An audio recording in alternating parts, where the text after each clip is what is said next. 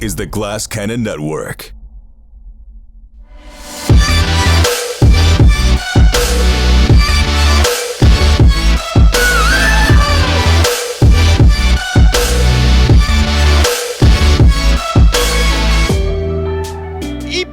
Hello, welcome to Campaign Promises here at Gen Con, the biggest gaming convention in the world. I think it's in the world.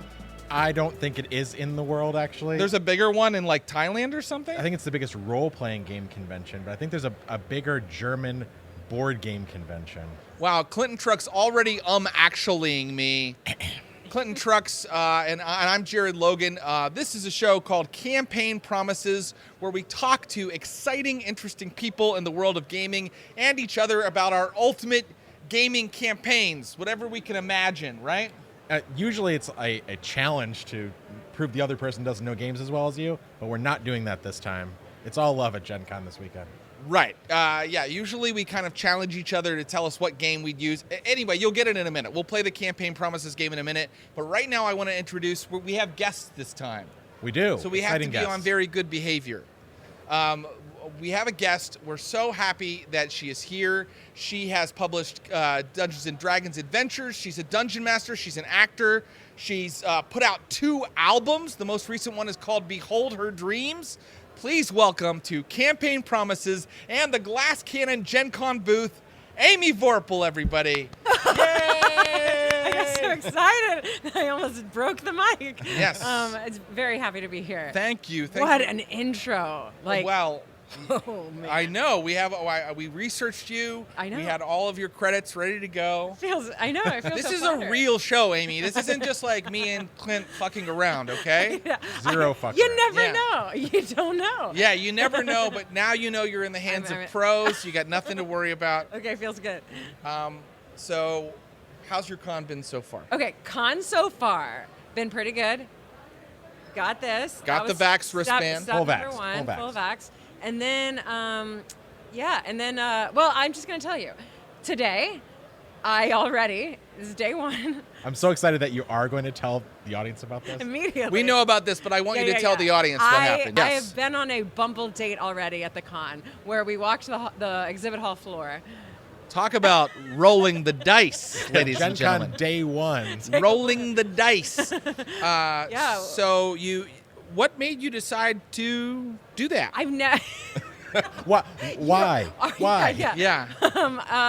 Yeah, dodgy, a little dodgy, but I've never done it before. I've never gone to a You've con. never been on a Bumble date or not at a con? I've never gone to a con or really another city and been like, yeah, why not? Sure. Let's check out the local talent. Yeah, let's check out I literally said that to myself in my bed last night. Yeah. And with my 5 bottles of wine. Sure. Yeah. Check out the local talent. In a smoking jacket, stroking a cat. You said that to yourself. It was me, yeah, Yes. with my pills. And Yeah. no one knows what the pills are, not even me. Yeah.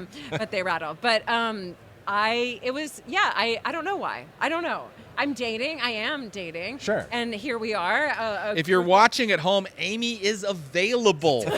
Hop on Bumble right now and find her account.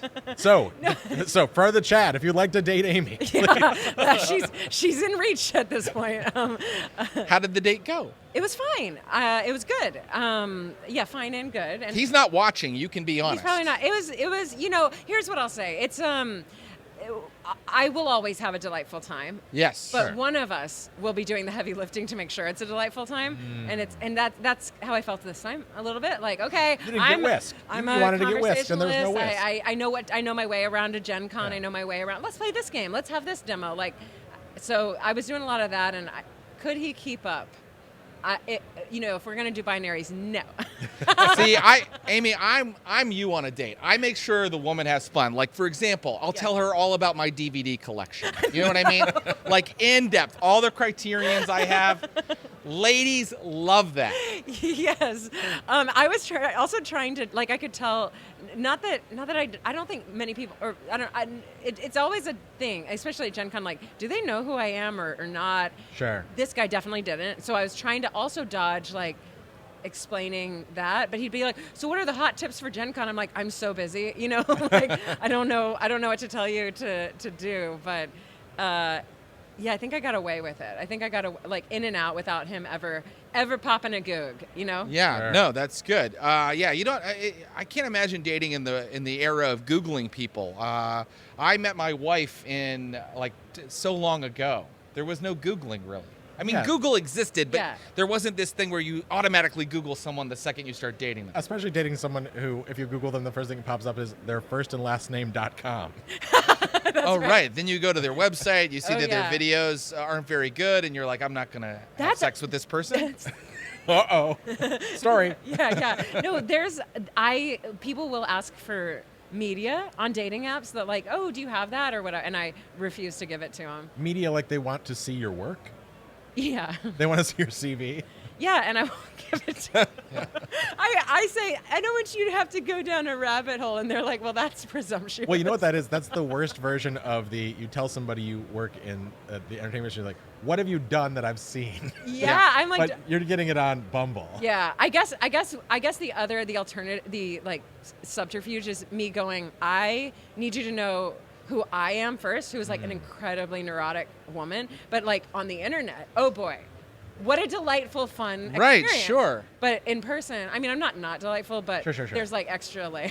You've got to do that. You've got to set up this beautiful manicured persona. That's right. Like a Venus flytrap. And then when they land, Yeah, acid, Yeah, pure vitriol. Acid Yeah, takes apart their body. digesting them. I don't know. I'm falling back. Have you tried Raya? I feel like you're definitely Raya. You could do eligible. Raya. That's I- only famous people. I have- You could go out with John Hamm. I was on Riot. It's weirder. Weirder. Yeah, That because- makes sense. Because A lot of people in Scientology. Sure. the vibe is instead of people going, you know what, I might be a catch. It's everyone going, I am a catch. Let me prove it to you, and you'll never reach the level. Yeah. There's this like serious All alphas. gravitas. Yeah, Sure. everyone's an alpha. And you know Men what? and In women. dating, there has to be a beta. Someone Or has some to people win. call it a bottom. You know what I mean? Like, there has to be a beta or a bottom. Yes. Am I allowed to say this stuff? you? I'm an edgelord. What can I say? I'm a total edgelord. I think that's where the line got crossed. Okay. Actually. You were fine before. When I became an edgelord, it We was. said something about giving X We don't cards want to get. just talk to you about your Bumble date. We want to talk to you while we have you about all the amazing stuff you do.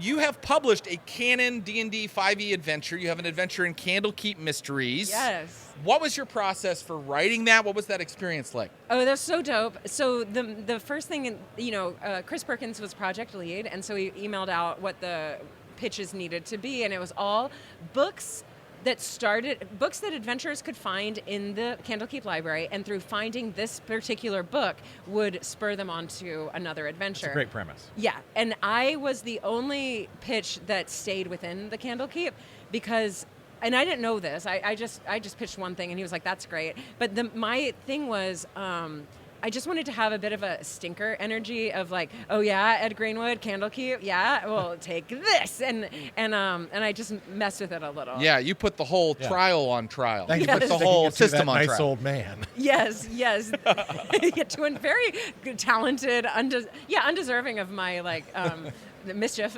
No, but that's cool. You changed it up. You deconstructed it a I little bit. deconstructed it, yeah, and it was nuts. That's what funny people do, right?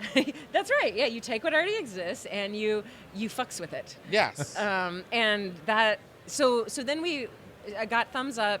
Basically, though, he had to. I don't know how much to say because I don't want to give spoilers. But I had the entire Candlekeep affected, and he made it like limited to one tower. Right. And then we wrote a first draft. And You then were trying to mess too hard with the canon, Amy. You were like, Yes. and at the end, Candlekeep has been burnt to the ground. And I they were mean- like, no. Yeah, not that. Yeah, maybe that's even a spoiler. That's a possibility. Oh, but wow. But yeah, there's. Anyway, so you write the first draft, get so many notes that make you think that you are not good. Sure. Yeah, sure. And then you rewrite it, and then I would say about 80% of what I wrote is what you're reading, and then they had to do their own like D&Dify it actually, because I've written adventures before, but I got a document that was like 15 pages of formatting that was like Wow. GP for this, and FT period for feet. Like you really, and they were very clear that you needed to be the style guide. The style guide, exactly. You're not just writing like a story, you're also writing like a technical manual. Like it's like you're writing how to put together a certain type of furnace or something. Yes, and Chris started with the advice going, you are not a dungeon master. You are writing an instruction manual to the dungeon master. This is almost like a love letter. So you're not writing a story. So don't hold out on plot pieces. Sure. At the very beginning, say, this is what's going on. This is how you can take the. So it was. That was most of what the rewrite was I was trying to, and then this, and then this, and then this. And it's like, no. If this person were watching or reading it, fine. But this is a dungeon master. They need to know everything you know pretty immediately. Look, Bruce Willis is a ghost, okay? He is a ghost the whole time. That's the first thing you need to know. That's right. The ghost with aphasia. Oh, God, Clint. Sorry. Jesus Christ. I didn't hear what you said. He said Bruce Willis has aphasia. Which he does. It's not, I don't think that's pejorative. He transposes letters. Now you're the edgelord. I don't think, you know what? I don't think I like how you've changed since this show started. Finally, it's turned on Bruce Willis and too far. Yes. It was a strange direction to go in. Here's another one. You've got a new album. It's called Behold Her Dreams. Yes. Tell us about the title, because I know there's a little story to the title. And then what advice do you have for nerds who want to put music out there? Oh, I'm going to start with the second one because anyone can write a song. It's so easy. Sure. Dumb people do it all the time. And so I just want to say that it's like I like that people think, oh, Amy does this, and it's kind of cool. But it's easier than writing it's easier than writing anything. Like everyone knows, you've listened to songs your entire life. You can do it. I just did it. Do you know what I mean? Sure. Like not to. I don't think it's as easy as you're making it. It is though. It's very easy. I mean, I don't think Clint. Try to write a song right now. Yeah. All right. So far, so good. I like the snapping. All right, now let's hear a verse. You and Amy too, and we're going down to the human zoo. Check it out there. It's me and you and Amy too. We're going down to the human zoo. Okay, you're right. It's pretty easy. That's pretty great. I mean, I would definitely put that on my Spotify and drive around listening to it. So if nerds want to put music out, I mean, so there's that. Like you could literally do that. Like nothing's stopping you, I guess is my point. Like now with digital music, just go to cdbaby.com, upload anything. Right. That's my advice. Now, what was the first question? The title. Oh yeah, so Behold Her Dreams is like, this is the first time that I made something solo. I own it. I kickstarted it. I paid myself, but really the audience paid for it. So I've made my own stuff, but yeah, it's the first time that I didn't pay for my own art out of my own pocket. Right on. So Behold Her Dreams, a solo kind of creative entrepreneur. And then when I was writing for like FizzBand, the Treasury of Japan, right, yeah. Something came up in there that I had never known, that a beholder dream is when beholders have dreams, their dreams manifest into reality. But it's like it's always messed up. It's like a messed up version. Right, and that's kind of how they give birth to other beholders, right? It's how they give birth to other beholders and other things. So there was like a beholder dream dragon, and I just liked the idea. I had never, and it is kind of a metaphor, like, oh, I had a dream, and now here's this monster that it produced. Sure, so yeah. It's like, if you know, a beholder. Your music dream. has a death ray, a frost ray, a paralysis ray. Yes. Oh man, this is some deep beholder humor. Anti-magic ray. Yes. Anti-magic ray. This feels like the right audience, though. Yes, absolutely. Because, to my mom, Behold Her Dreams is like, ah, and then to the people who know, it's like, oh. Yeah, that's why nice. it's a great title, actually. Yes. Yeah. Yeah. So your mom can enjoy it. Yes. We're all just trying to please our mother, right? I mean, so, yeah, arguably, yeah. Or Mom, if you're watching right now, I'm sorry about earlier. What did I say? Edgelord. The edgelord thing. I'll never forget it. My mom, she doesn't understand. She's like, are you going to just keep doing that gaming stuff? Yes, I am. Here we are. Oh. My mom has no idea what it is and wouldn't even ask me about it. There you go. You're an orphan, right? I was raised in a boxcar. I don't know where my parents that's are. right. I can't say I'm. Oh, so you must be very comfortable here then. Oh, sure. That's very boxcar like. tiny glass booth. Well, it's almost time for us to say goodbye, Amy, but we're going to ask all of our guests today this question, which is, what is your favorite fictional universe, and would you want to live there? Oh my God. Okay, I'm recently changing. So Lee Bardugo's novels. Have you read Lee Bardugo's novels? Oh. No, what is that? Okay. Don't get mad about Sorry. it. So aggressive. I know you're an avid reader. Tell me Jared. now. So she's got this, it's the Grisha-verse, and the magic, they're almost like X-Men who can do magic, but very specific magic, I guess. And it's a very steampunky it's like fantasy around World War, somewhere before World War I, but also with some World War I elements. Okay. So, and it's like Amsterdam, Russia, England, and then the Middle East, like all adjoining countries, and they talk in modern language. It's like a video game. Right. It's very Brandon Sanderson. Okay. So it's very accessible. People talking, they don't say thee, thou, right. verily. No, and you don't read it in a British accent. Right. So it's like Skyrim-y, but also steampunky, but also World War I. So anyway, I would live in the Grisha-verse, or that's my favorite fictional universe at the moment. And you would live there. Amy wants to live in magical World War I. I mean, I would choose something. I would have to be a Grisha, because they have the cool school for Grisha. Yeah. And I like that. And the Grisha have powers? Yeah, and okay, I was unclear. You are not a Grisha in this scenario. You're No, you. I wanna be a just Grisha. live You're there. just you. No, because the Grisha are also like Now who's aggressive, Amy? You think you're a goddamn No, Jared, X-Man? I said. No, I'll fight you. That's what I said, edgelord. No. Well, then I don't know if I would. No, you can be a Grisha. I'm just joking. Oh, I'm not a game master here. Wait, what a whiplash. Yeah. Yeah. I don't think Well, what this would is your allowed. power be? What kind of powers do they have? So they have a corporeal nick, which fixes your body. I would be that, actually, because you can heal, kill, and like stop hearts, like access others. But then you can also tailor your face. Like you can tailor. Oh, right. It's like body sure. control. Body So you control. could just like touch someone and be like diabetes, and then they have diabetes. Yes. Also, the other one is fabricators, which are material nicks, which they can like mess with stuff and like Matter. matter. Yeah. Oh. And then the other one, which I'm forgetting. The elements. So they can call upon winds for sails, which is ultimately how Element Nix. element nicks. Yeah, I don't remember what. That's what it is. I'm pretty sure. Safe bet. Weather nicks. Yeah, but you're right. It's all nicks.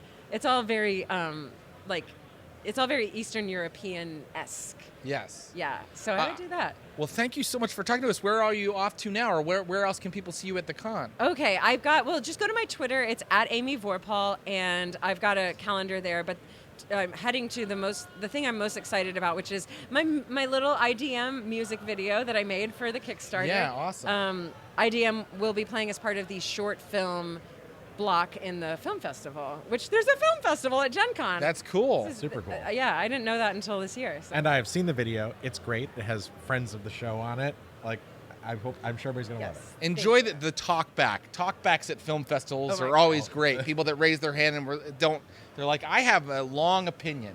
No, it's normally, here's my very specific situation. Can Yes. I have a job? Yeah. I see that you've made this thing. Here's the thing I've made. Let me tell you. Yes. I don't know if that'll happen this year. When I go to a talkback at a film festival, I just stand up and start playing my film on my phone. and go like this the whole time. Huh? And tell people you were in the festival. Hire me, maybe? Amy, thank you so much you for so much being for here. having me. We have to say bye to Amy because Yes. she's got other things to do. But Well, thank Amy you for will being be here. rejoining us because she's playing in our Call of Cthulhu game. Right, Amy, you can see Amy at our Call of Cthulhu game, which is happening Saturday at 2 p.m. Saturday at Eastern. 2 p.m. We are playing Call of Cthulhu with Paula Deming and Yes. Alicia Marie and Nora Ibrahim. I can't wait. Yeah, it'll be We'll great. have a good time. Okay, great. Bye, Amy. Bye, Thank Laura. you. Thank you. Have a good screening. Have a great screening. All right. That's our first interview. I think we did pretty well. She did the heavy lifting. It was a lot like her date. Yes, it was kind of like her date, but we didn't totally bumble it. We we did pretty well, I think, in terms of being interviewers. I guess I'm proud of us. Is that what's I'm happening? very proud of us. Okay. I want to explain to people in the niche, if they've never watched or yeah. listened to, rather, our show, The history of Campaign Promises. So Campaign Promises used to be on an app where people could call in and say things, and then we could play the recording. And that's why we shout out Eat Booty at the beginning of a Campaign Promises show, because tell them what happened. Sure. So the nature of this app was, while we were talking, people could leave messages, and then we would play them live. And the very first one, in the very first episode, was a young man. Very young man. A child, I'm presuming. A child. Who said, I don't know what this is. You look like Donald Trump. Eat booty. And Yeah. then he hung up. And I think he was talking to me. And I don't think that I look like Donald Trump. There were little cartoon avatars on the app, and yours was vaguely Trump. That's right. There were little avatars. Yeah, my avatar did look a little bit like Donald Trump. Yeah. You know, all episodes of Campaign Promises are archived. If you go to, fandom.net or whatever. Phantom.net. Go to the Stream of Blood wiki, and you look up Campaign Promises, and you can link to every episode and listen to old episodes. Right, because before we were part of the Niche, we were part of Stream of Blood. Stream of Blood. So if you want to go find those episodes, they're out there. What have you overheard anything funny at the con so far? Oh, I don't snoop, Jared. That's not my style. I do. I listen to everybody that walks by, and I overheard that we have another guest. our other guest is here. Yes. Well, let's bring in our next guest, and then I'll tell him what I overheard. Welcome. He is the publisher of Paizo. He is a collector of esoteric tomes. What else? He used to be chief editor of Dragon and Dungeon magazine. It's true. He is one of my very favorite player scenery chewers. Yes, we just started. We just have been playing a GURPS campaign together. We have. That you can see on the Glass Cannon Network coming up soon. Erik Mona, everybody. Hi. Hello. Welcome. Thank you for having me. Wow, look at this chamber we're in. Yes, it's very hot in here. Doesn't it seem like There's poison no gas air. should be filling this place at some point? If we mess up, if we say something we shouldn't on screen, gas is released into the room. Oh dear. Yeah. Noxious amnesia. I Gas. probably shouldn't have done those shots right before coming Be on. careful. Yeah, okay, good. So I was just telling Clint, I overheard. I was in line for my little Vax wristband. Yep. And then one guy behind me said that he had been electrocuted when he was working, that he had touched a live wire and it had gone through him into a conduit. And I was like, I turned around and I was like, really? And then the other guy beside him was like, I've been shot twice in the leg. Whoa. Well, Yeah. Wait for it. So I said, who shot you? Sure. And he said, the enemy. And then I said, who's the enemy? And he was like, I worked for the government for a couple of years. Could it have been Cobra, the enemy? I think I was talking to Duke from G.I. That Joe. is amazing. By the way, Duke's has changed. He doesn't have as much hair anymore. Okay, His yeah. body is different. You know, there's changes yeah. at a certain age. He's wearing shorts more now, cargo shorts.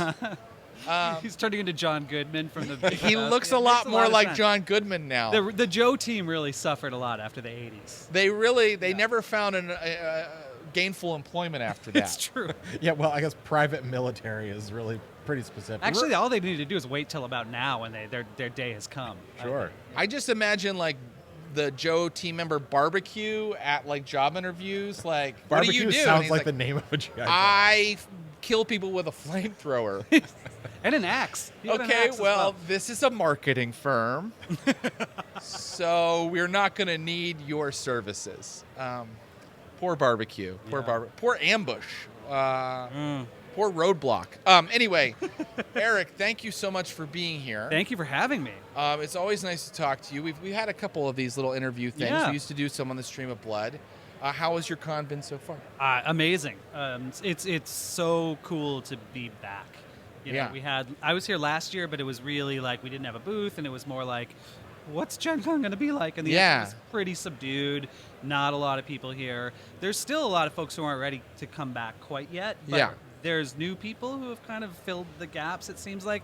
And, you know, masks aside, this feels like Gen Con to Yeah. me. Yeah, it does to me too. I don't think the masks are necessarily like dampering this at all. No, they make it possible. Yeah. So Yeah, everybody seems very chill and cool about it. You know, whenever there's like an anti-mask person, I get like really, I went into a Starbucks one time and this guy wouldn't put a mask on, and I was just like, gun! You know what I mean? Like, because if you won't put a mask on, you are a scary.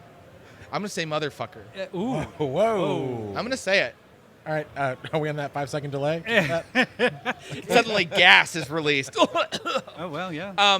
So you've been doing gaming as a job for a long time. Yeah. How does your approach to the hobby change when it becomes your 9-to-5 job? When you have to kind of work on these things all day, every day? Does the sort of your idea of the whole thing change? Does the way you game change? Do you hate it? Do you resent it? No, Do you I mean, resent it? no. Are you a bitter person, No, Erik? not at all. I mean, the funny thing is like I got into this business because I love gaming, and so even still, there are times where I'm editing all day or something, and then the last thing I want to do is read for the rest of the day. I'm just Right. good. Like, give me some Red Dead Redemption or something, and I'm happy.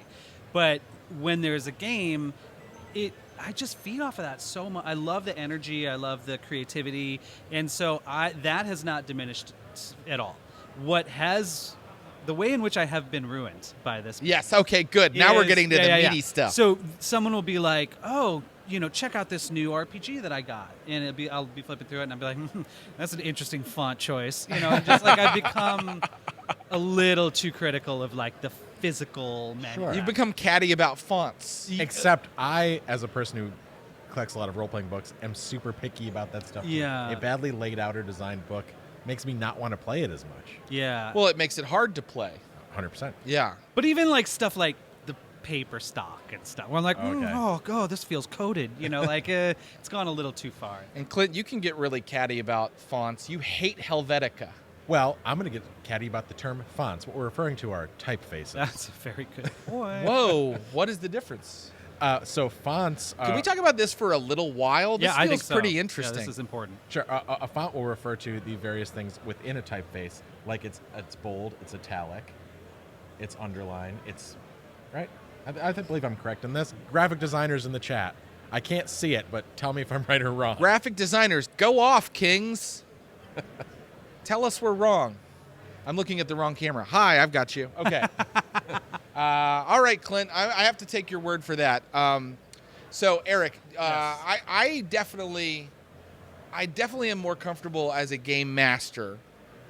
How do you answer that question? Are you more of a game? Do you prefer game mastering or do you prefer playing, and why? For most of my life, the answer to that question would be game master for sure. I much prefer to be the one kind of in control of the story Right. and trying to pull the people who aren't as engaged in and then riffing off of that. But increasingly, I'm finding that I kind of am enjoying the freedom of not being in that role. Right. But I love to set up the perfect storm where everybody's a GM. The players, I feel like GMs think a little bit differently about the gaming. And so I'm often the one, whether I'm the GM, well, if I'm not the GM, I'm the player who's taking notes, being Right. like, oh, did you say his name was Hortense or Bortense? Like, I want to get the NPC stuff right. I want to try to help the GM because I know there's a story there. Right. And Right. as much as I might love going on like a flight of fancy or just a side thing or make up a bunch of songs in the moment and sing Right. them or whatever. Which Erik did in a recent game. You came up with 9 songs? It was- Your so character many sang songs. songs. It was yeah. a lot. It was a lot. And so I love that. But again, it's like, well, let's make sure we pull it back to the storyline. And if there's everyone's GMs, it feels to me a little bit more collaborative because Yeah. you get a sense of just the big picture. So Now, that's I my know- perfect world is playing with other GMs when I'm not the GM. Yeah, no, when I game master with other GMs, it's like so easy but you have to be willing to go, okay, well, I didn't think that was true about the world, but I guess it is now. Well, maybe game masters feel like they have permission to add to the world in a way players don't. They wait to be served a meal as opposed to saying, I brought this from home, right? Right, yeah. You got to be able to go, oh, yeah, they bring a bunch of story stuff and let's mix it all together. Yeah. So You're very good at that, by the way. As Thank a GM, you. like I always feel like if I throw something in, you're gonna play with it and not like turn away from it or whatever, right? Like, Sure, incorporate sure. it. And that takes a certain amount of like well, maybe it wasn't the story I had in my mind, but they're laughing and they've got a great idea. Let's go with that. Right. And ultimately, you're going to end up in a better place. If you don't want to write or prep, a player like you is great. Yeah. Right. And if you're like that, Jared's a great game master. Yeah. Right. You know, earlier you were like, I trust that you have a story, but when you're playing with me, maybe I don't. Maybe not. That's cool, maybe too. not. Maybe I'm like, you guys are in a building. Go. You know. So we get speaking of, you know, game mastering online. Yeah. We get internet comments when we mess up rules or when maybe a plot point is kind of strange or unexpected. We get that from, you know, having a Twitch stream and a YouTube channel and everything. What is the wildest response you've gotten from fans of, you know, the game you publish, you know, regarding the game or the rules or changes you've made? I mean, have you had any kind of like really kind of wild responses or someone that grabbed you at like the con and said, You killed my character. Yeah, you killed my character because you changed how that healing spell works or something like that? Well, I have had a lot of that. Oh, really? Yeah. Oh, yeah. Not so much like you're responsible for my character's death, but like someone, like especially when we did Pathfinder, which was like an evolution of 3.5 D&D, and then when we did Pathfinder 2nd Edition, there were little changes, and oftentimes quite subtle ones. But what you think might be a subtle change might have been the pivotal thing in some scene in somebody's campaign. Right. And so we do get that sometimes. But I have to confess, most people are pretty cool. Right. I haven't had a lot of really outlandish ones. When you were asking the story, though, it made my brain go to when I was working on Dragon Magazine and in the periodicals department at Wizards of the Coast, which also at the time was publishing Star Wars Insider and Star Wars Game. Okay, right on. And we got, and this is when the prequels were coming out, and we got letters from people, and one letter in particular from a woman who wrote a letter to Anakin Skywalker. Okay. And she thought he worked at Star Wars Insider. Indeed. Yeah. And or at least we Adult might have Anakin had or a child line Anakin? to Which Anakin is she writing? Yeah, and she Yeah, no, that's true. Child or post adult? Jake Lloyd. This was probably Revenge of the Sith. So Okay. This is Hayden Christensen. This is a Hayden Christensen at the lowest point of his story arc. Sure. And Okay. perhaps his career. And we, but she loved it. And not only did she love it, she loved him and wanted him to know that even though she knew he would ultimately become Darth Vader, she was still willing to marry him IRL. Oh, this is one of those ladies who like writes letters to serial killers and marries them. I mean, But she picked a fictional serial killer. She picked a fictional serial killer. So getting those letters in Dragon Magazine was like, and they were always physical letters too, because it was early on, and that was the craziest of the crazy. Wow, Physical letters written. It's like a letter to gaming Santa mags. Claus. Yes. One of my favorite things in the world is my little sister, who's on a TV show, will occasionally receive fan mail, and frequently from prisons. Choice. We got to the point. So it's I like started, an old version of Bumble. Just much. mailing someone. I'm sorry, go ahead. No. I started on the magazines in 1999. So for a while, we were still getting like real letters. Yeah. But by the time of about 2003 or 2004, the only physical letters we would get were from incarcerated people, and they were actually they loved the magazines, and we tried to make sure that they didn't get their magazines confiscated or whatever. But I got so much of that kind of correspondence when I was editing Dungeon that we changed the name of the letter column to Prison Mail. Wow. Because it was all pretty much just from prisoners. Yeah. I would love to. I guess Dungeons and Dragons, Pathfinder, fantasy role playing games are huge in prisons. Yeah. Well, I hear that some prisons they're not allowed, right? Why? A number of reasons. Dice are not allowed. Oh, you think someone's killing with like fucking dice? They Gambling. They incite gambling. Oh, they gamble. They gamble. Okay. Sure. I think it's a thing that might cause fights in some instances. Okay. Yeah, I can see that. It's like he fireballs you for 37 damage, and then all of a sudden you're being shanked 3 times quick by an old toothbrush. Or also anything that gives one prisoner a power dynamic over the others is verboten. So the idea of having a dungeon master or something who can control the fates of the other people, that's a big no-no in a lot of prisons. Right. We also would frequently get Dungeon Magazine in particular we'd get it returned to us from subscribers, incarcerated subscribers, and there would be like a checklist of why it was rejected. And almost every time for ours, it would be product contains maps. because they were wow. worried that it would be like a way to sneak in schematics of the prison so that people could use it to break out of prisons. When in fact it Wow. was just like a map of like the wizard's dungeon or whatever, but they don't. Prisons are. I worked at a bookstore for years, and mailing things to a prison, like you can't send anything with staples. Yeah. It's like there's a lot of rules about what can go in. You have to remove the hard covers themselves because they could be used as shivs. I mean, this is like, I don't know how appropriate this conversation is, but I think it's fascinating. I always felt bad because it was a notable constituency of the magazines, and most notably it was a significant portion of the correspondence that we got. Sure. So it had kind of a little bit of an outsized thing, and I was always thinking like, these poor folks are, they're in prison, Yeah. like it's terrible. And so every time we would finish an issue, there would be like this one day where you'd wrapped up an issue, you'd sent it to the printer, and then I would always try and take a day to like clean my desk or do something that was like refreshing to my soul before I started immediately on next month's issue, which is always looming like a tsunami. And Yeah. so one year I'm like, you know what I'm going to do? I am going to spend the whole day reading prison mail, and I'm going to grant every request. Okay. Like Awesome. a prison genie. And then so I got this guy, hey, please send me this Forgotten Realms book. And we were on all the comp lists and stuff, so I had products sitting Sure. around. So I thought, okay, great. And I thought, before I send this to this guy, I'm just going to look him up online. Just make sure that, he's Right. like a weed smoker who was like unjustly put in Sure. the link. And he was like family annihilator. Oh. And then I'm like, okay, Well, I mean, that's bad on luck. one hand, family annihilation, very bad. On the other hand, more time to play tabletop role. Right, yeah. Fewer people to play with. But so I then said, okay, how about the second letter? Like, that was just a fluke. There's got to be a weed smoker in here somewhere. Yeah. And so I get to the second one, and I'm like, all right, I really loved your editorial in this issue. Could you send me a copy of it? I'm like, oh, this guy knows me personally. That's great. I'll do. Well, let me make sure. And then I looked him up, and it's like, well, this guy pulled up to a rival gang member at a stop sign and reached his shotgun over the driver and killed both the other people in the other car.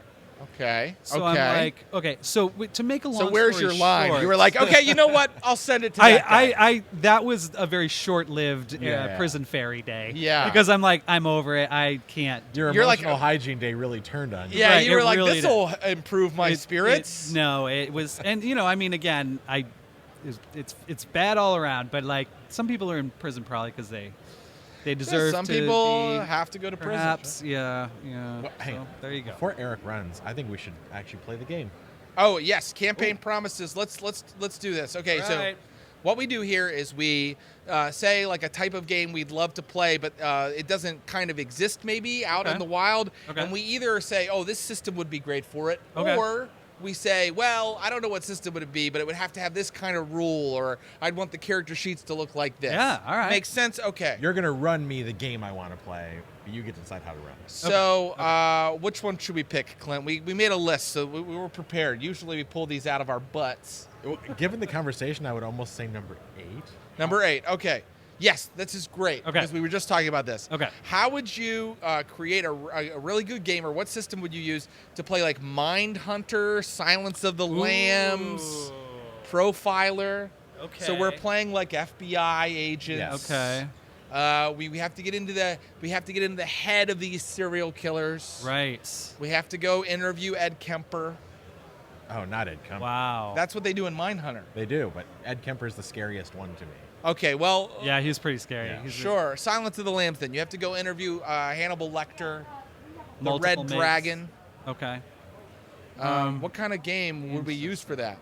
Well, I would think you would want one that has some skills, right? 'Cause You want to be sort of analyzing, maybe some sort of like in Pathfinder you'd call it sense motive, But I wouldn't say a fantasy system. That's not the no, way. probably wouldn't work, or wouldn't be ideal. Yeah, I agree. The life preserver that I would always grab onto is, of course, Call of Cthulhu, right? Right. I mean, that's the game that's designed for this kind of thing. Yeah. Have you ever seen Ken Height's game Trail of Cthulhu? Yes. The Never played. gumshoe system? I've played a little bit of it. That might be an interesting thing to explore in Right. this area.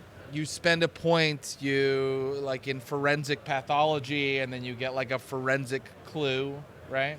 So I maybe what I'm looking for here is some sort of turbo empathy mechanic, right? Ooh, I just like the phrase turbo empathy. Yeah, it's my old band. Yeah, Talk okay. more about that, Clinton Trucks. What do you mean? When I think about the source material we're talking about, profilers in general, honestly, not even real profilers, just fictional profilers. Fictional wasn't Arquette in like a profiler show for a while? Patricia Arquette, I think might have been called the profiler. The profiler, but yeah. I think in the case of a Will Graham. Will Graham right? from Mindhunter, Like, sure. Or the King George from Mindhunter, and all these guys are hypersensitives, right? Yeah. Mm-hmm. Like that's the sort of the mechanic that we're trying. That's to your recreate here, superpower, right? I think a common thread in a lot of those stories, too, is that even though the person is a genius at reading others, Yeah. their own life is a total shit show. Sure, So I would want this game to have like a couple of modes, like that you're in control in your professional zone mode, but also like your kid hates you mode, and like how do you deal with your family I'd falling go so far apart. as to say the mechanic is the more you empathize with these guys, the more it destroys the. I other love person's that life. idea. Yes. Right? And maybe the skills are like super hyper specific, so there's like motive, and then there's like what do you call it? The way they do it, like Sure. Yeah, I think the skills would be like the types of killers there are, right? right, Like, yeah, or the something like process that. or the product. collectors, Yeah, process, victims, like, and then every time you successfully roll, it hurts your pick Bobby up from soccer practice Well, skill. there could be an element where you're confronting the darkness too, Yeah. and that's what's kind of eating you inside and Yeah. making you such a bad. This parent. game's called Into the Abyss. It's yeah, it needs a more modern FBI-ish kind of name. Into the Abyss sounds like I'm fighting dragons or something. Operation Into the Abyss. Okay, thank you. Operation Into the Project Abyss. Into the- If you ever want to make something seem modern, you just add Operation : Operation makes it feel like World War II, honestly. Operation Dragons of Middle Earth. I think that's it. Perfect. Awesome. Should we play one more? Do you have time? Sure. Yeah. Okay, let's do one more. Okay. Oh, well, I picked that one. Okay, I'll pick this one. I think that I want to know, how do we do a game about rom-com best friends? Oh boy. Now, keep in mind, you're not playing the main couple in the rom-com. You're playing their best friends. Oh my gosh. Right? Yes. So- okay. And you could have different eras where your friend is way more cliche. Oh, certainly. right?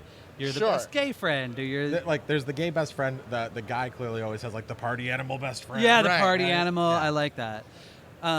System. I'm thinking Gary Gygax's Cyborg Commando. Yes. Yes, I see it. A very heavily techie point-based Right, thing. Right. Yeah.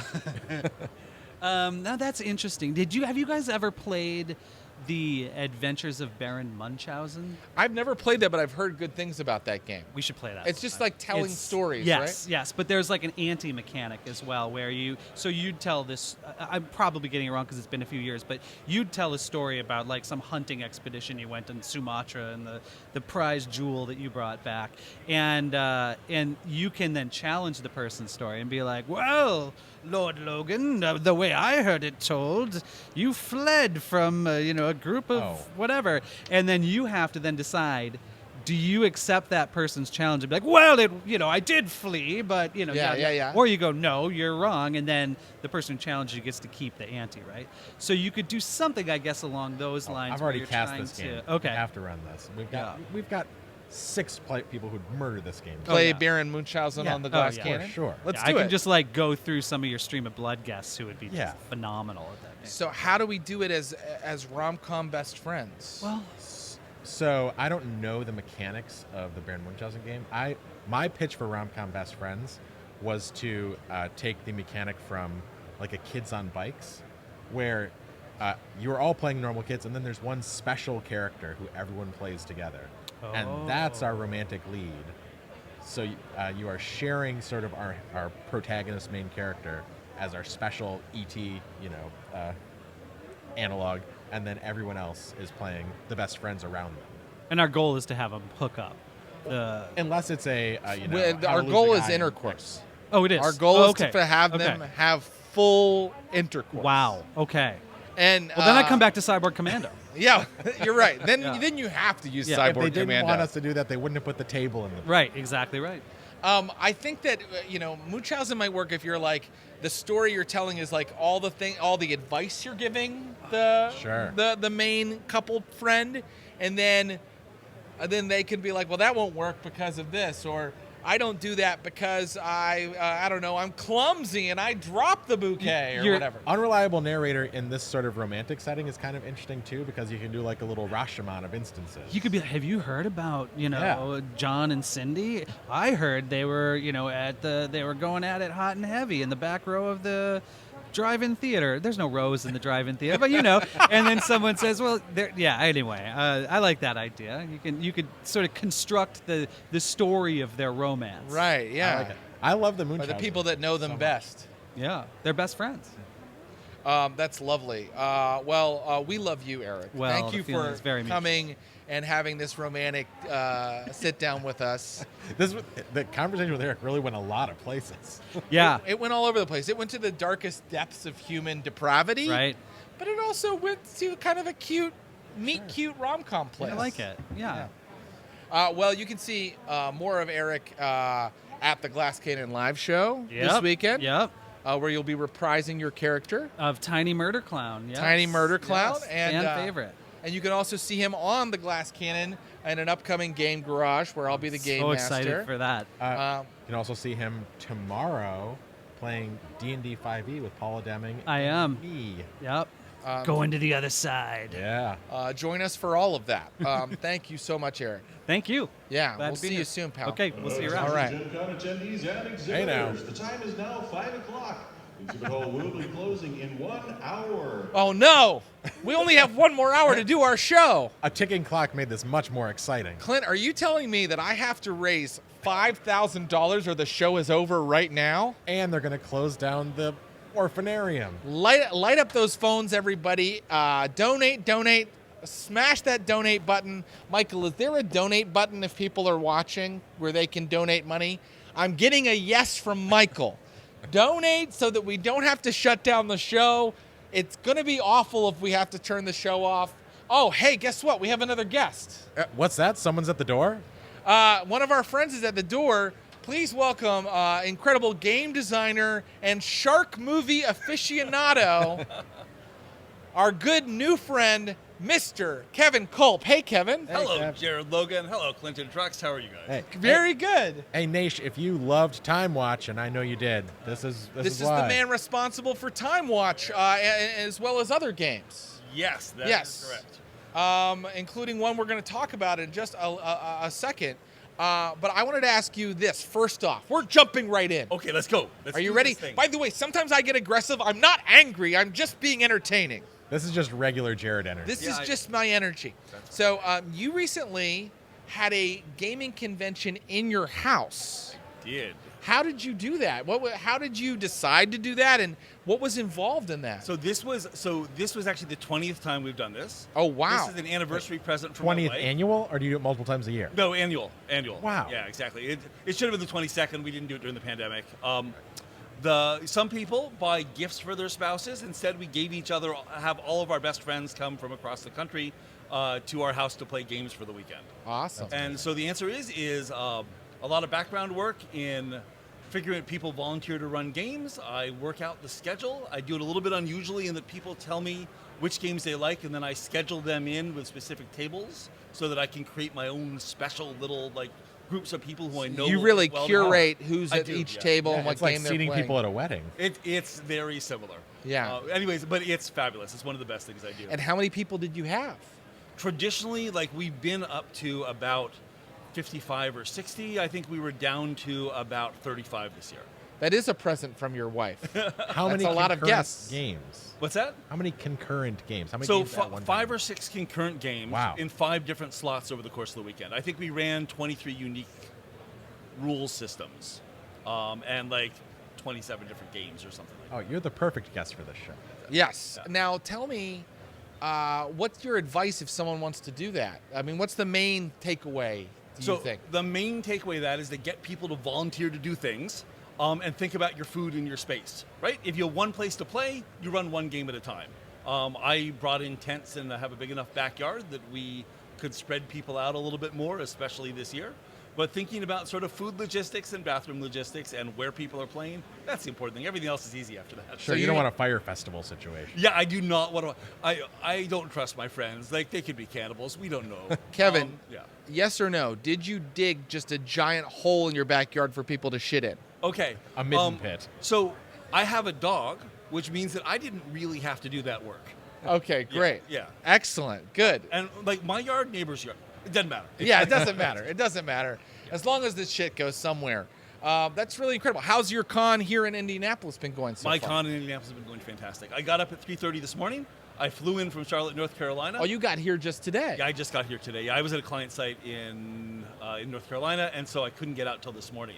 You also do, forgive me, what is the job title? So I do fatigue and alertness consulting. I work with companies that run night shifts to put in better shift schedules and train people on how to survive. So night. you're very good at getting up at 3:30 in the morning. I'm really good at power naps, Jared. Like, yes, this is my you're thing. the expert. Yeah. Well, feel free to take a short nap during this interview. You're far too interested. Wouldn't be the Oh, first. thank you. Thank you for saying so. We're going to get into just really the most important stuff right away. Okay. You have a list ranking 132 crappy shark movies. That is incorrect. We watched The Reef Stalked last night, so it's 133. 133 crappy shark movies. But not just watched, ranked. Yeah, we'll You've watch ranked it. them. Look, it was a pandemic. Some people learn a new language. Some people volunteer to help other folks. We watched 133 crappy shark movies. You know, People don't know shark is such a huge, deep genre. Oh, it's a thing. I accidentally became one of the country's experts on crappy shark movies. Oh, yeah. You. Yeah. I think it's safe to say you and whoever has joined you on the couch are the preeminent Well, crappy shark it's movie you and that scholars. professor that lectures at NYU about it. Oh, Yeah. apparently. Yeah. There's a guy. I had no idea. So which ones do you recommend? I mean, what's number one? I mean, you know, what for that matter, what's number Bigger 10? challenge. I want 3 recommendations, but ones we've never heard of. Okay, fair enough. So just so we're really clear, Jaws is the best shark movie out there. There's Maybe really the no best question movie about ever. it. Yeah. Jaws is fabulous. I love Jaws. And Deep Blue Sea is a pretty solid second. Yes. So I'm going to go with sort of a controversial third, Santa Jaws. Santa Jaws. Santa Okay. Jaws is a fantastic movie. It is the Christmas Carol. It is a monkey's paw. It is a tribute of comic book culture, and it's about a Christmas shark that eats this kid's family as he desperately tries to stop it. So A Christmas shark. You know, you don't normally associate sharks with the holiday season. you don't. So I like it. I like that it sort of does this. Filmed in Louisiana over 12 days. One of the few female women directors in the industry. It is a fine film. In the shark movie industry or the industry in I'm general? gonna just say The wider shark movie industry. Yeah, Yeah. it's a How does should I ask deeper questions? So- so How that- does the shark get into the house and eat the family? What Okay. are they swimming at Christmas? What's going on? They are not. It is Louisiana. They are on the water. They go fishing. It's a thing. I don't want to spoil it for you. Okay. Because it truly is a Christmas time masterpiece. So other movies that you haven't seen, Ghost Shark, highly recommended. Okay. Great White Shark gets killed by a bunch of rednecks, turns into a ghost, eats people. Here's the important thing here: it can show up anywhere that there's water, which means there's a little fat kid on a slip and slide, and he goes sliding down that slip and slide, and the shark comes out of nowhere. Chunk. Awesome. He's gone. Even in death, he requires water. What's that? Even in death, the shark Even requires in death, the shark requires water. Ghosts have rules, you Ghosts know? have rules. They do. And the other really sort of classic is sand sharks. Sharks under the swimming under the sand. Yeah. It stars Brooke Hogan, who's Hulk Hogan's daughter. She is a sharkologist. She's a marine biologist who wears a bikini and a lab coat. Right, of course. That's the uniform when you train in sharkology. As far as I can tell, Yeah. it seems to be. It reminds me of that movie Alone in the Dark where Tara Reid is a museum curator.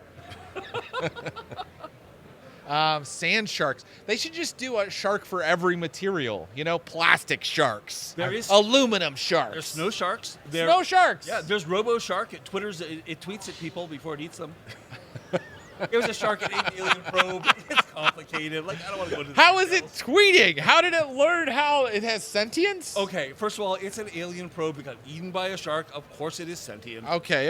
It's an alien probe. Okay. Wow. Exactly right. But Now it makes sense. I don't know, the probe's has like, feelings. gotta get on Twitter. That's it. But yeah, it's got its own Twitter, and in fact, it actually has its own Twitter address, which means you can talk to it.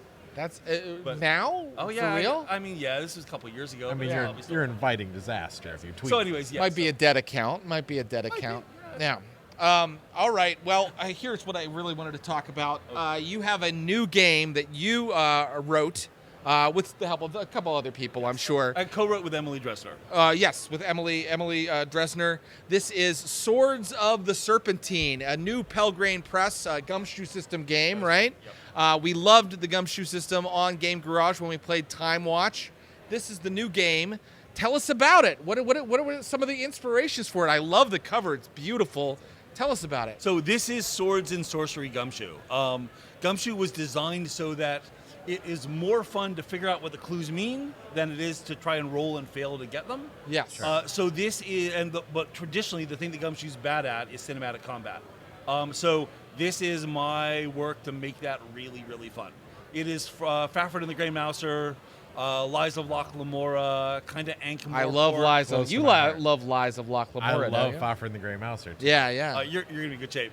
With a lot of inspirations taken from Ankh-Morpork as well. That awesome. kind of classic fantasy city with really solid swords and sorcery characters. It's like no leaving town. Fuck you, Rangers. I'll tell you, I have run probably 30 sessions for my group at home. They have left the city once, and then they ran back. So, Well, that goes right into our next question. I mean, we're going to talk more about the game, but we were going to ask you, when you are playing at home, do you play your own systems that you've kind of written, or do you play other systems and games? so it's a variety. I had a D&D campaign that lasted 16 years. Whoa. Wow. And then I had another D&D campaign that lasted 10 years. And then I realized that if I do that again, I'm going to die. So they're shorter now. It's going to be like, and it hits you 4:13. So right now we're playing Swords of the Serpentine. I've got a game with my high school friends on Mondays via Zoom, and we play D&D. We have a game on Sunday where we play indie games. In fact, the last game we played was Andrew Gronowski's Occupied Hexes. Chum. Yeah. How did so my good buddy Andrew Orvidal? Yeah. Orvidal. Our good buddy. Yeah. So, how was Chum? Chum was fabulous. It's a shark game. It's a shark game. It's a good game. Yeah. I got to run it for him. We got to play. So. Oh, awesome! That's amazing. All right. So we try to play a different indie game every week. We played Blades in the Darks. We played lots of different things to try them out. So back to your game, Swords of the Serpentine. So in Gumshoe, you like spend points to like get clues. That happens in this game as well. It does, yeah. Basically, the way it's broken down is there's investigative abilities, like in TimeWatch, right? Right. There's social abilities, including things like nobility or servility. If you've got ranks in servility, you're so unimportant that bad guys don't really pay attention to you. I love that. Loiter behind. That's cool. And then there's 4 sort of professions. You've got your sorcerers, you got your thieves, you got your warriors, you've got your sentinels, which are a little bit more like inquisitors or paladin type of thing. Right. Okay. Each one has a handful of abilities, but for instance, the thief has ridiculous luck. So if you've got 3 ranks of ridiculous luck, clues just fall into your lap, and you can spend those points to screw over your enemies or do great things for yourself. Okay. Awesome. Yeah. And you said that you've messed with or changed combat a little bit in this game. Yeah, so you can spend those points in order to do extra damage. So here's an example. Clint, you are playing a noble, and let's say you stab somebody, and you want to do more damage than the base damage. You've got like 3 ranks of nobility. You're really noble. You might say, Kevin, can I spend my ranks of nobility to do extra damage? And I might look at you kind of like, and then you tell me. Defend it. Well, when I was, defend it, right? When I was a kid, my parents would hire a different fencing tutor every year to teach me how to kill people. I'd be like, of course you can spend those extra points. And then you do an extra 3d6 worth of damage, and you stab the guy right through his blood hole. And down he goes. Did you say butthole or blood hole? I said blood hole. Blood hole. I'm pretty sure I didn't say blood hole. Oh man, Not it mutually sucks to get exclusive stabbed terms. in the blood hole. I'll tell you that much.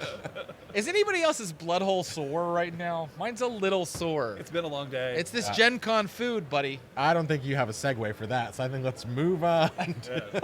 I'm bringing up blood hole again. All right. So sorry, everybody. We asked Oh, Amy. Nish. We asked Amy Vorpahl this. We forgot to ask Eric this. That's okay. We're gonna ask you this. Okay. What is your favorite fictional universe, and would you like to live there? Oh, that's a great question. So one of my favorite fictional universes is, in fact, we were talking about Lies of Locke Lamora Yes. and Camor, right? Yeah. This sort of fantastic, ancient, giant fairy castles made out of glowing glass. And, Right. Sure. You know, and Venetian-esque cities and people living by the wits.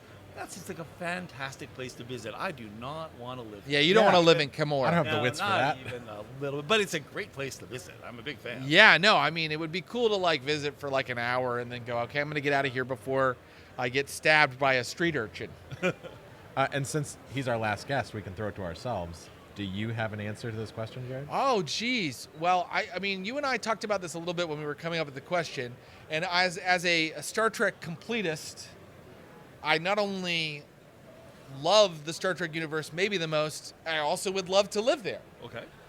As a regular rank and for file sure. scientist in a blue jumpsuit, Okay. Yep. as long as the Enterprise came nowhere near me, because that would mean I'm going to die. I've been watching the original series. 5 people die every episode. And it's not just the red shirt people. It's just like whoever comes within the Enterprise's orbit, it's like Jessica Fletcher in Murder, She Wrote. They drop like flies. So as long as the Enterprise came nowhere near me, I would love to live in the Star Trek universe. I would argue, though, that you're charismatic enough that they would keep you alive, right? You would survive by the skin of your teeth, and you would make it into more than one episode. You think Maybe. I'd be a guest star? You'd I be would like hope you'd be so. like a Barkley, where you'd be in a bunch of episodes, but you'd get progressively worse every episode. Don't you That's dare diss Barkley. Like, I do oh. not want to hear that. Listen, things didn't. Barkley's like life wasn't great by the later episodes. That's true. Didn't he turn into a lemur at one point? Yeah, things were bad for that Lieutenant Barkley did turn into a lemur. He is my favorite Star Trek character, He's maybe. great. Okay, Clinton Trucks, you can answer the question. It's real basic, bitch. Like in terms of just like world building, I'm like I started reading like the Songs of Ice and Fire books in like, 2000, maybe Yeah. 99, and You were an early adopter. I love that. You world. knew about it before it was cool. Oh no, there were a few books out, Yeah. but I didn't get in on book 1 or anything. I love that world. I wouldn't live there for love nor No, money. no one wants to right? live in Westeros. The only real answer is like nothing in the past. No, that's why I chose a future Yeah, thing. all past is worse, right? Yeah. Like anywhere, if you go past air conditioning, fuck no. You've I'm got a not doing that. sanitation issue, Yeah, I think. It's exactly. the hole in the backyard, where, once again. And since Jared already said Star Trek in terms of when you want to live in, Yeah. I would live in what's the Ian Banks world? The culture. The culture. Oh, I'd live in the right. culture, right? Yeah, that's a good answer. Like where you can Science fiction author Ian Banks, Nash. sure. Is it Ian Banks or Ian M. Banks when he's doing his science fiction? Ian M. Banks, maybe. Yes. Yeah, okay. It is, yeah. But I only post scarcity utopias for me. Thank you. That's a good idea. That's a great idea. I'm trying to think of what like the worst possible ever to live in would be. Mad Max? Pretty bad. Mad Max isn't great. Yeah, I wouldn't want to live in Mad Max. There's a lot of really terrible options. Yeah, all post-apocalypses are bad. You don't want to live in any post-apocalypse. Yeah. All right, well, we've answered the question. We now know. It's time to play Campaign Promises with Kevin. Are you ready? I'm ready. Okay. So it's almost not a game. It's basically we're going to give you a type of game we'd want to play. Okay. And then we're going to figure out maybe a system that already exists that would be perfect for it. Or maybe you'll just say, well, I don't know what system, but it would need to have this kind of mechanic and it would need to have this kind of character sheet where you can kind of design the game. Okay. You're a game designer. So let's see here. This is a good one. What kind of game would you create or use to do a sports movie game? So we're talking about like Remember the Titans, Friday Night Lights, Right. Moneyball. Sure, absolutely. So people, as clearly, like there's lots of my friends who know lots about sports. I might remind you that I've seen a lot of shark movies, right? Okay, Kevin, but that said, I know nothing about sports. well, I've got an answer for you. Okay, And great. my answer is I would use feng shui. Feng Shui, the Robin D. Laws The game. Robin D. Laws game, right? So Feng Shui is the Hong Kong action movie game, Yeah. Right. where you basically get to describe in amazing cinematic detail how spectacular you are as you take down a whole bunch of mooks. So as you run down the field with the ball tucked under your arm, trying to make those skill checks, describing how you outwit sure. and outmaneuver everybody on as you make your way towards that touchdown, basket, goal, what have you. Yeah. Right? Like, I think that's your... I think that's like the Harlem Globetrotters game, right? Like you're a ninja slash. You know? That could be really good. Yeah, I'm trying to remember in Feng Shui, it's like your successes let you do all those Yeah, extra I things, think right? So, yeah, and you can take down a certain number of mooks depending on how successful you are. Right. Yeah. Awesome. Yeah. Feng Shui. What about you, Clinton Trucks? How would you do the sports game, the sports movie game? Well, when I think of the sports, like, also not a fan of the sports in general, but I do like sports entertainments. Okay. Like I like a sports. Right. movie. I love to watch a sports movie. But I like the ones that are a little sad. Okay. Right. So,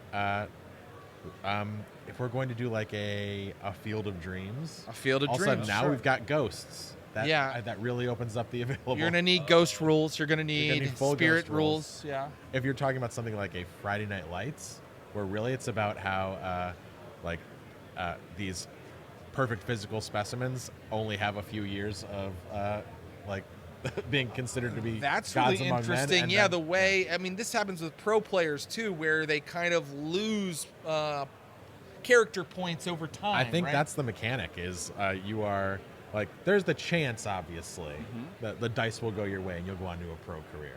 But for most folks, after that last game, you work at Dairy Queen, right? Oh wow, yeah. So you would do it a high school game, and it's just like some of the characters just end up working at Dairy Queen. Sure. Or what I had in my neighborhood, a Dairy Queen Taco Bell combined store gas That's station. the perfect combination I've Growing ever up, heard. you got to go in. It smelled like gasoline, but it also smelled like tacos, but it also smelled like a peanut butter parfait. Well, I don't know if that makes everything fantastic or everything terrible. The gas station really ruins it, but I've never heard of the combination Taco Bell DQ. Can I tell you what I'm excited about right now? Should. A game where you just work at a Taco Bell DQ combo restaurant. So let me just pitch that, right? That's going to be Fiasco. In fact, Right. you Oh, could sure. even use Fiasco for your sports team. Is thing, Tom Brady's deflating footballs, what have you. Right. But I think that if you're just doing the gas station, Taco Bell, Dairy Queen thing, that's probably a fiasco. That's probably a fiasco. Honestly, I used a fiasco. just because those play sets are so malleable, you could absolutely do a sports play set. Oh yeah, for yeah. Fiasco. Off the field, locker room. For sure. Yeah. I love your answer though of like skills, like having to like play and like maybe you use up points to like do well in the game. Sure. Boy, you can tell how much I don't know about sports as I describe it. You spend points to sort of excel at the sport of the story, but then you lose points as you do it, so that your body sort of falls apart over time. We're playing a home Warhammer game right now. Right. And we're doing everything randomly, meaning roll for our races and whatnot. And Have if you died in a ditch being eaten by rats yet? we are inches away. Oh yeah, you're. I playing can't it right. wait. But in Warhammer, if you roll an elf, you're just way better than everybody. I think you want a mechanic where you are rolling to see the type of player you are, because some players are just more talented in a way that is almost immeasurable. Oh, that's like a funny thing about sports. I'm pretty knowledgeable about sports. I've heard that. People are not all created equal on a sports field, right? Yeah. I mean, if you are on a sports field, if you're shorter, you're not as good at basketball generally. Okay, tell that to Air Bud. Right. Right? There's Right. nothing in the rules. Nothing in the There's room. nothing in the rules. That's what you would constantly say while playing this game. You'd be like, there's nothing in the rules that says that I can't make a golden retriever character. That's great. Okay, I think we've answered that. Sure. Well, Kevin, what? You know what? Let's go wild. Who cares about this list? You know what? I'm I love throwing our away list. my laptop. Threw it in the trash. What is a series of novels or a book that you really enjoy? Oh, that's great. How about the Flashman novels? Flashman. Okay, our friend Very Humphrey rapey, Carr sir. is in Oh, there. Very rapey. No, they're old. The first one is pretty great. Yeah. Okay. But after that, it's just, If you're it's just a joining us, terrible- we're playing the game. Is it rapey? Oh, that's not good. Uh, So Flashman is a series of novels about history, Very much. seen through the eyes of somebody who is a huge coward and also a war hero because he's usually the only person to survive. He fails because up he's such every a book. coward. Yeah. Yes, he fails up. yeah, so the books kind of talk about how moneyed elites are ruining the world. Well, Flashman is a moneyed elite for sure. That's Yes, he's true, yeah. he's a high birth, isn't he? No, he marries into money. Yeah. Oh, really? So Yeah. he's even that scheming. Yeah. I haven't read any of them yet, but our good friend loves them. Okay. It's a little like if Tom Ripley from the Ripley books was also like so stupid he was funny. Right. So they're very funny, but the characters are real cad and a scoundrel. Most definitely, yeah. And may I call him a piece of shit? Is he kind of a total? He is a very self-aware piece of shit. Right? Yeah. They're written as a first-person autobiography where he just talks about he's well aware that he's a terrible person and feels no remorse about that whatsoever. Okay. But you get to see historical events through his eyes, which is kind of fun.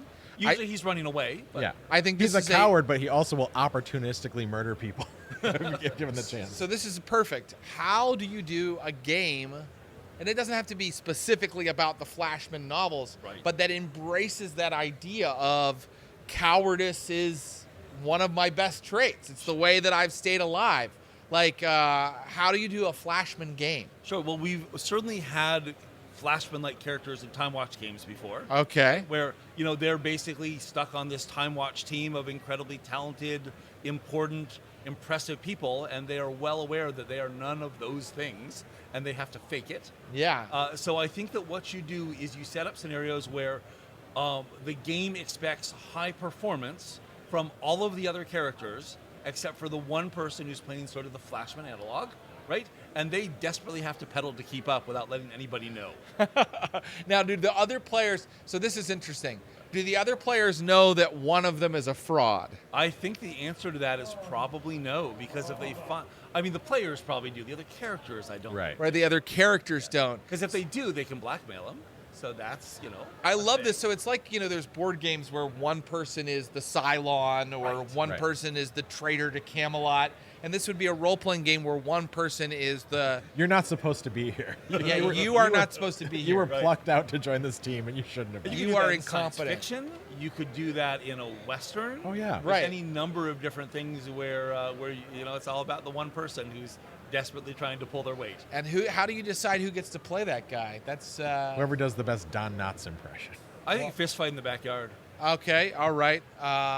Great. I mean, I would love to yours. play that. I would love to, especially if there was a mechanic where you have to figure out who the loser is, who the coward is, I think you do a mechanic where if the coward, the better he hides it, the more he appears capable, which is the same thing as being capable, right?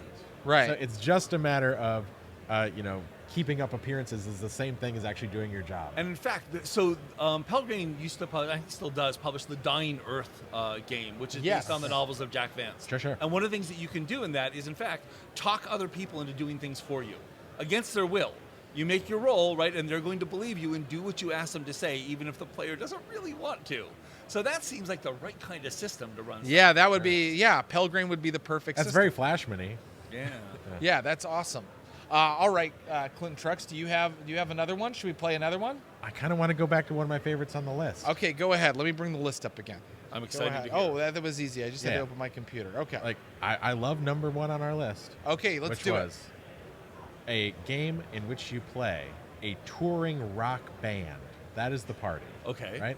So the shape of the game needs to follow the shape of a rock and roll tour. Wow. it. Okay. Yeah. Okay. And all the things that happen to a touring rock band, becoming addicted to narcotics, Well, potentially, right? There's a lot of versions of a band. hooking up with groupies. I was like, you might not even be in the band. You might be the embedded journalist. You who's could be the following. manager, right? You could be the tour manager. bus driver. You'd be the could roadie. Yeah, the roadie with a dark past. Yeah, But sure.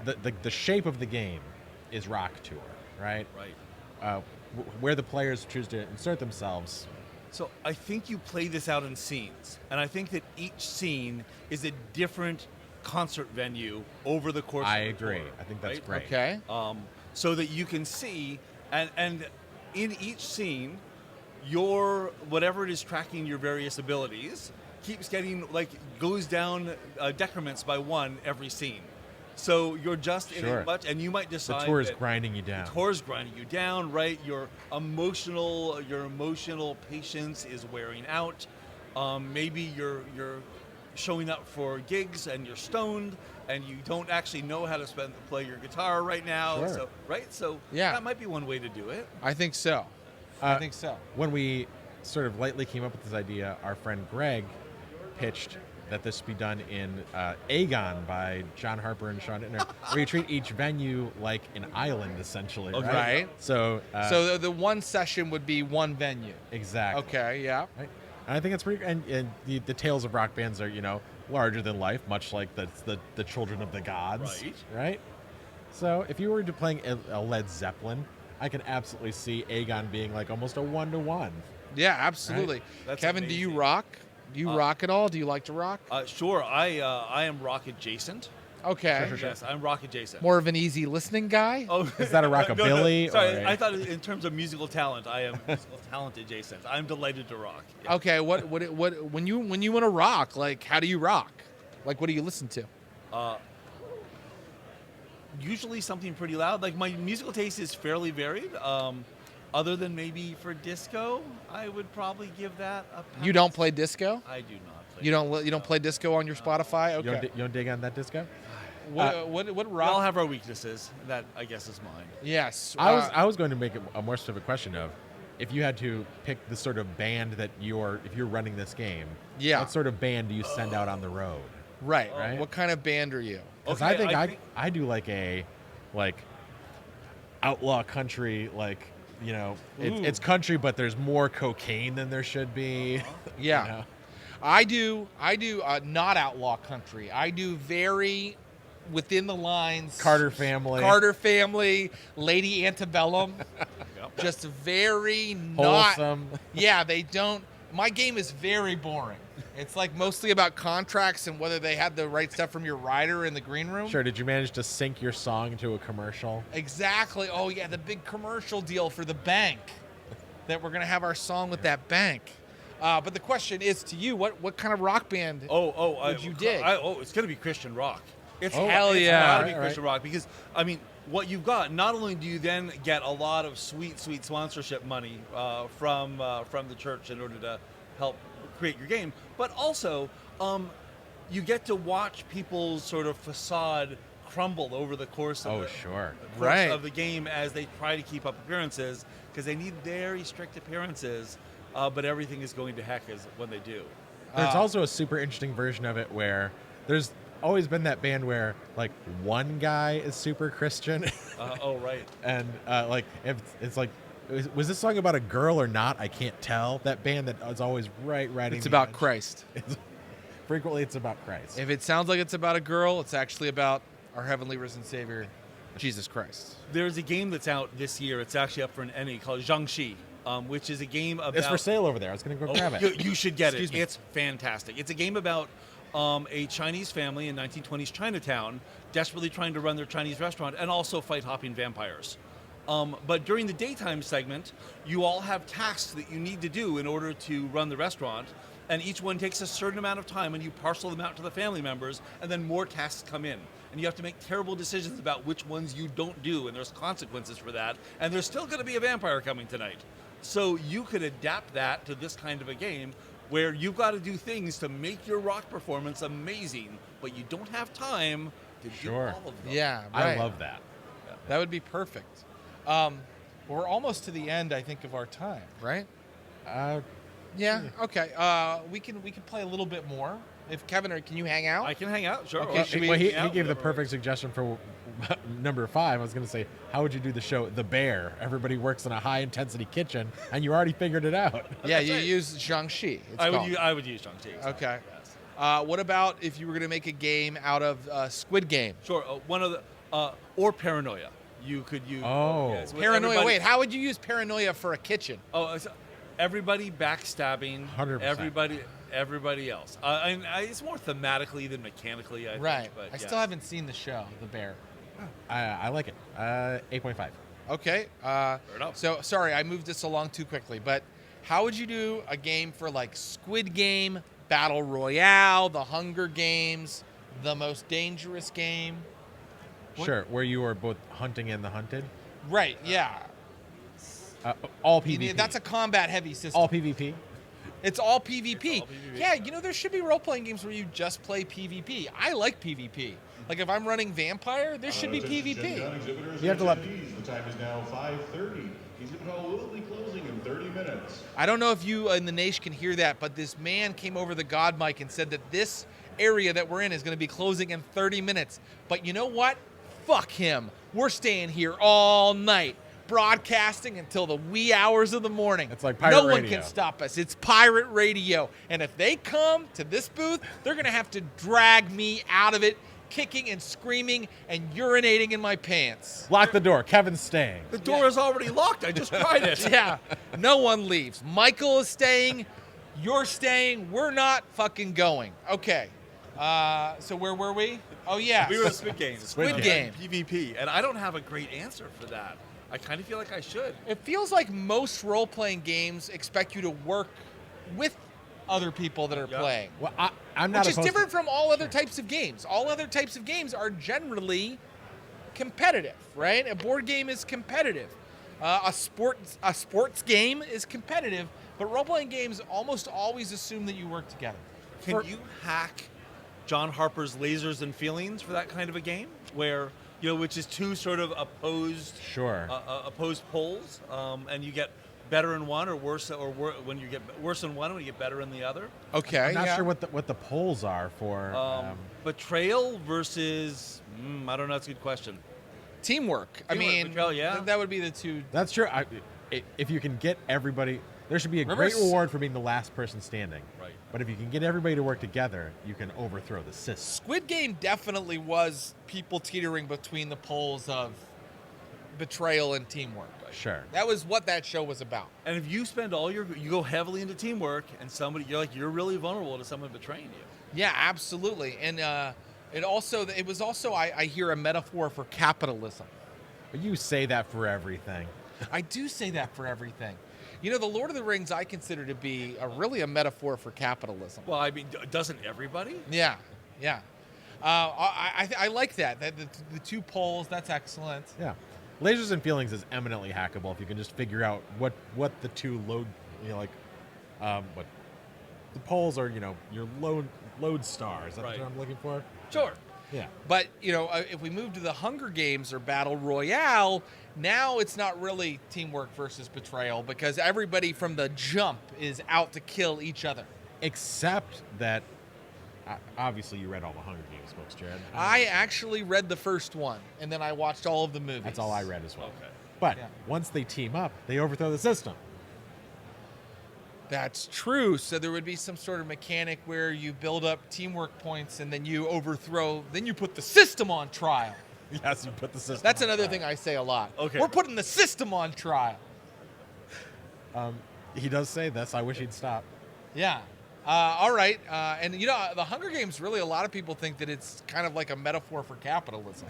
Well, a lot of people think it's a ripoff of Battle Royale. Well, yeah.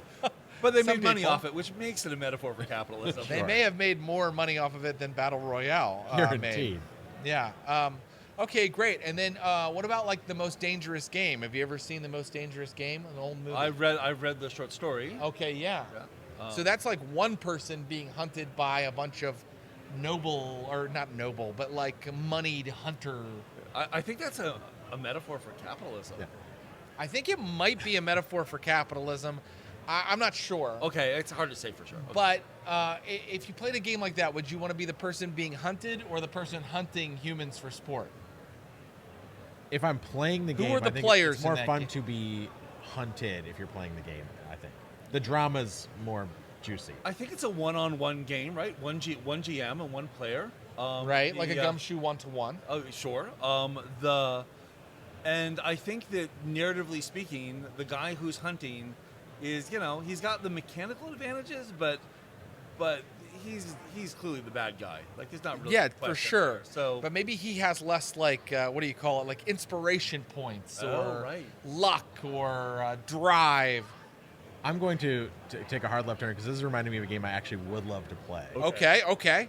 There is a Joe Hill short story called Fawn, where somebody finds like a Narnia door into a magical world, and they sell tickets to big game hunters to go hunt in Narnia. That is a game I would play. Big game hunter loosed into a fantasy world. Big game hunter in Narnia. Yes. And then in that case, you would play the hunter. Absolutely. Yeah. Yeah. You'd be like one of the Trump sons. Or, Right. Oh, you know what? I've been looking forever for a role-playing game where I can portray one of the Trumps. You're a Midwest dentist who's spending your money. I would build it for you, but I've just decided I'm going to retire from game design, so you're on your own. I think it's time if you're entering the escapist world of being one of the Trumps. Do we have time A Trump type. for me to ask you Yes. about it? Okay, so what game system would you use for a game where sort of mummy-esque, right? You're two-fisted pulp heroes Okay. in a world where My fave. there's some occult, right? But it's not commonly known. Right. And you've got that sort of Rick and Evie, that kind of mummy, sort of Indiana Jones-ish thing. Yeah. Right. What would you use?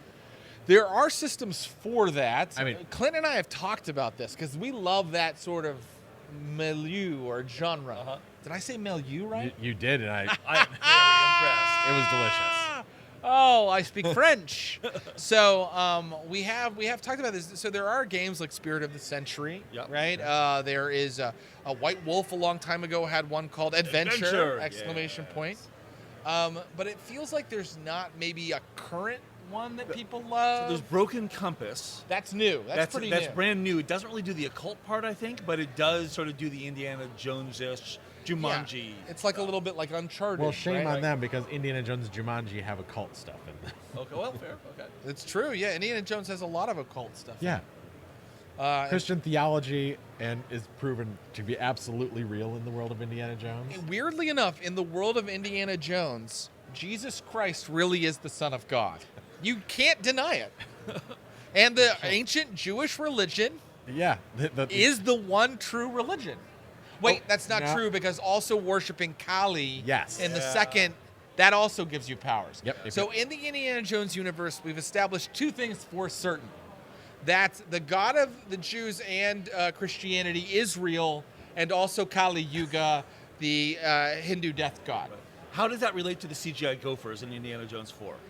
Thank you for asking. We discussed this recently. Oh my god. I maintain that there are only 3 real Indiana Jones movies. Okay, right. This And they is a are very hot take. Crystal Skull, the new one that hasn't come out yet, and The Adventures of Young Indiana Jones. He doesn't acknowledge any other Indiana Jones. There are no others, in my opinion. That's a bold stance, Mr. Logan. Yeah. The CGI gophers are really the only real thing in all of the movies. Yeah. What was the question, though? Oh, yeah, so pulp. You know, the old pulp, I read a lot of old pulp. I love to read Edgar Rice Burroughs, old The Shadow, pulps, the Doc Savage. Yeah. Yep. So, weirdly, like, because they're always like international adventure, and because they were written in the 20s and 30s, there's always sort of regrettable things in them. There is a turn of the century exoticism that is Exoticism. So, even if it's not like full on racist, it will have like, isn't the East mysterious? You're like, it's not mysterious to the people that live there.